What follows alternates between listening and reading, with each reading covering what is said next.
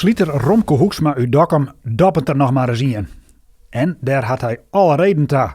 Want zijn zaak rent in coronatijd meer als geweldig. Hij hoeft dan echt net lang na te denken over een rapportcijfer. Nou, dan jou ik het zien. Ja, de omzet is behoorlijk explodeerd. En vooral de laatste 3-4 maanden. Sinds de horeca oktober tegen is. Hoeksma is dit jaar 30 jaar slieter. En had suks nog neer meemaken.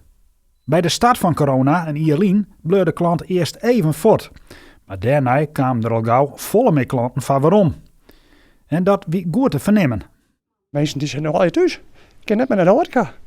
Net een terrasje pakken. En ze wil toch even een gezellig zitten, zou ik zei. Ja, en dan moet ze toch een drankje ergens bij hebben. En ja, dan heb ik een perfect winkeltje daarvoor. Hoeksma vindt het spietig van collega-ondernemers. Maar zelfs is hij dik tevreden. De omzet van zijn zaak in Dokkum is bot omheen in zo'n corona. Wel zo'n 24%. En vooral de opmars van alles wat speciaal is opvallend. Helpen de mensen beginnen zelf te brouwen. En van hier komt het oren. En voordat ze het in de gaten hebben, sta je zo'n verschillende biertjes op de markt. En vooral de lokale biertjes op de heen. Dat is een heel hot item. En zet er het wat speciaal voor en het wordt wel verkocht, maar het zou wat zien? Ja, zo is het wel bezig. Net sinds alle coronamaatregels zocht Hoeksma de toekomst van zijn zaak met vertrouwen te meten. Ek had corona-asen al achter u leidt.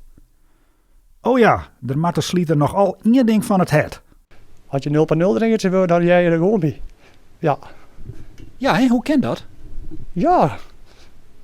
De mensen accepteren dat gewoon. Ja. Ja, dan moet je een zuurtje als je 0,0 drinken.